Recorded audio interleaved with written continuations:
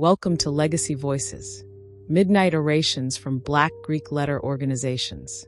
Tonight, we spend time with the wisdom of Soror Nikki Giovanni, not with one famous speech, not with one historic address, but with a question she returned to throughout her life. A question that feels more urgent today than ever. Who are you? Not who others say you are. Not who society expects you to be. Not who an algorithm suggests you should become. Who are you? Who are you really? Who are you when all the noise falls silent? This question confronts young people deciding their future. It confronts organizations deciding their direction. It confronts nations deciding their purpose. And perhaps most importantly, it confronts each of us. Tonight's midnight oration is called Claim Your Name.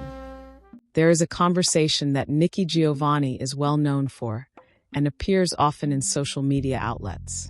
In 2004, sitting across from Julian Bond, Nikki talked about a name that had nothing to do with the one on her birth certificate. Giovanni was born Yolanda Cornelia Giovanni Jr. Her family had called her Nikki almost from the start. Her older sister, Gary, began using it when Nikki was still a small child, for reasons no one could fully explain. But her third-grade teacher didn't accept it. Giovanni described how, every time she signed her schoolwork Nikki, that teacher crossed it out and wrote Yolanda instead. She said the standoff made her feel like a character escaping bondage and roots, fighting simply to hold on to her own name. In her own words, "No, my name is Nikki." Not because the paperwork was wrong, because she'd already decided who she was going to be. She called it, in that same conversation, a lifelong fight, not letting what's written on a piece of paper become who you are. That fight didn't end in third grade. We often imagine identity as a personal question, something we may need to get into an event. But it is also a collective one. Political parties ask it, to identify the party you vote for. Companies ask it, to confirm you are an employee. Communities ask it, especially if it's gated and you want to get in. Nations ask it, determining who you are and where your principles lie. Today, the Republican Party asks, who are we? The party of Reagan? The party of Trump? Something entirely new? The Democratic Party asks, who will define our future?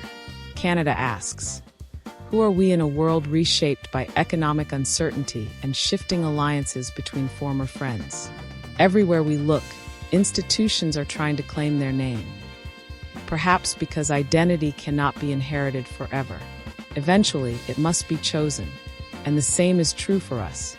How do you choose to identify yourself? Not by the standard labels society uses, but how you wish to be remembered.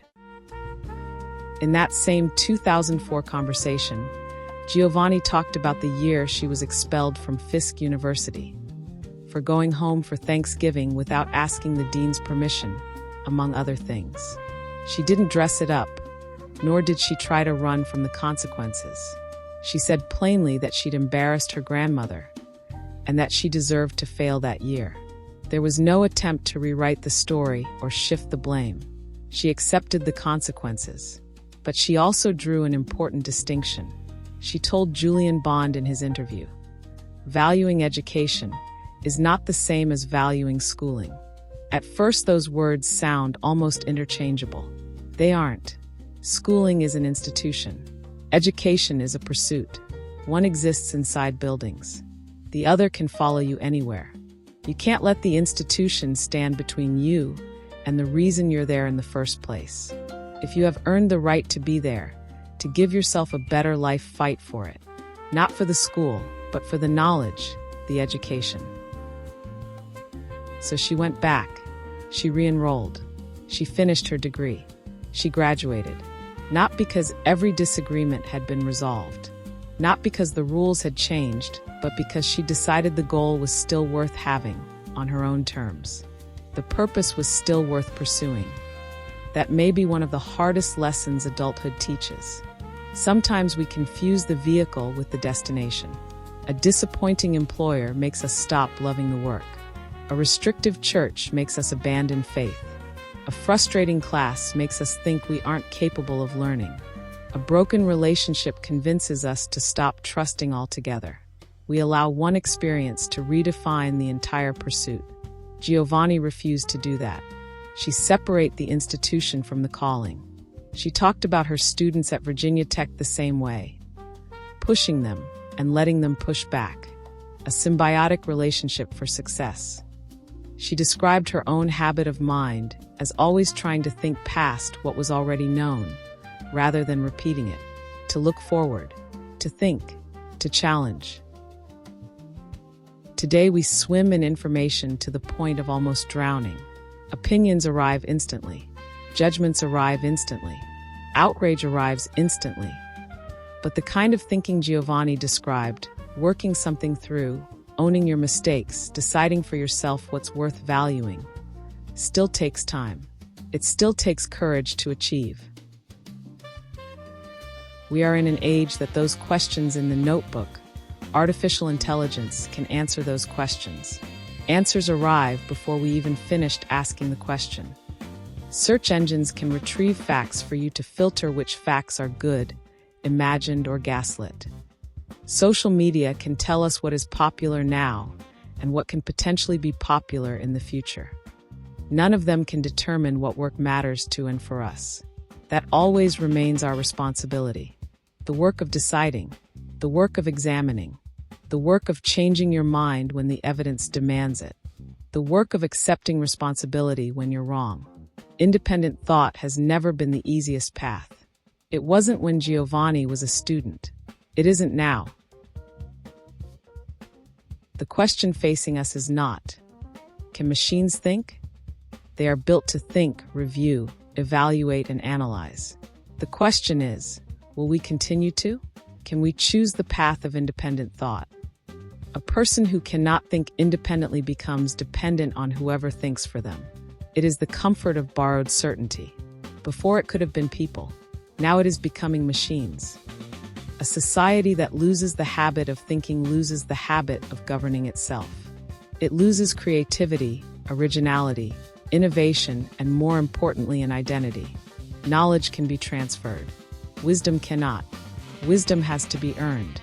The challenge remains the same as it has always been. Think, then decide. Education was never about arriving. It was about continuing to learn. But always, think.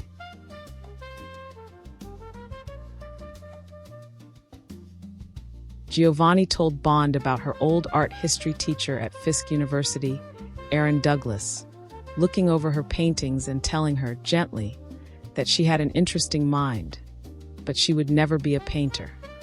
She agreed with him. She said she didn't have the discipline for painting, because painting asked her to be told what to do, and she never wanted that.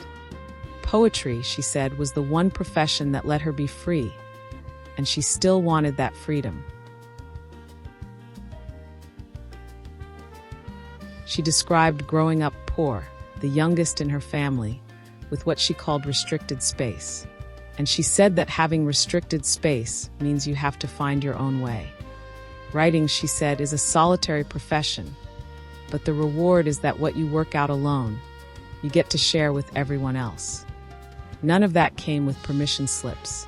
It came from deciding over and over what she was and wasn't willing to be told to do. In the end, she was the only one who could find her own way. Near the end of the conversation, Julian Bond asked Nikki Giovanni what it would take for more people like her to come along. It is the kind of question many public figures receive. People expect the answer to involve talent, or intelligence, or opportunity. Giovanni went somewhere else. She said you have to love something. And then she added something even more important. Be careful what you love, because if you are not careful, you will end up loving things that cannot love you back. That observation reaches far beyond careers. People spend years chasing approval, status, recognition, prestige, possessions, followers, titles. Some spend so much time earning admiration that they forget to ask whether admiration can sustain a life. Giovanni's warning was simple. Choose carefully what occupies your heart, because eventually, what you love begins shaping what you become. Bond also asked her about family, and Giovanni answered with characteristic clarity. She said she never wondered who she answered to. She answered to the women who raised her. She described it as answering to an ancestor, not because those women were physically present every day, but because their values remained present. Their expectations remained present. Their example remained present. For Giovanni, identity was never something invented from nothing. It was formed in conversation with those who came before her. She also spoke about sanity, not as a clinical term, but as something precious, something worth protecting. She suggested that sanity allows a person to be proud of themselves instead of becoming consumed by envy of everyone else. In an age when comparison is constant, that idea feels remarkably current. It is difficult to know who you are if your attention is always fixed on who everyone else appears to be. Perhaps that is why her life returns us to the same quiet questions again and again. What do you love? Who shaped you? Whose voice still guides your decisions? What are you allowing to define your worth? Tonight, Nikki Giovanni leaves us with 3 enduring challenges. Claim your name, own your mind, find your way. Simple words, difficult work, because identity is never finished. It is formed through thousands of ordinary decisions. The decision to tell the truth, the decision to accept responsibility, the decision to keep learning, the decision to remain faithful to what matters most. Those choices shape individuals. They also shape families, communities, organizations, nations. Every generation eventually inherits moments of uncertainty, moments when old assumptions no longer seem sufficient, moments when technology changes faster than wisdom, moments when institutions struggle to define themselves, moments when each of us must decide whether we will simply inherit an identity or intentionally choose one. That is why Giovanni's words still matter. She reminds us that identity is not something given once and forever. It is something lived, something practiced, something renewed. Before we decide where we are going, before we decide what future we hope to build, we must first answer the question she refused to surrender in the 3rd grade and continued answering for the rest of her life. Who are we? Because every meaningful journey begins there. Thank you for joining this midnight oration. What name are you claiming? What assumptions are you questioning? What path are you choosing? Leave your reflections below. Until next time, claim your name. Think for yourself. Find your way. And walk forward with purpose.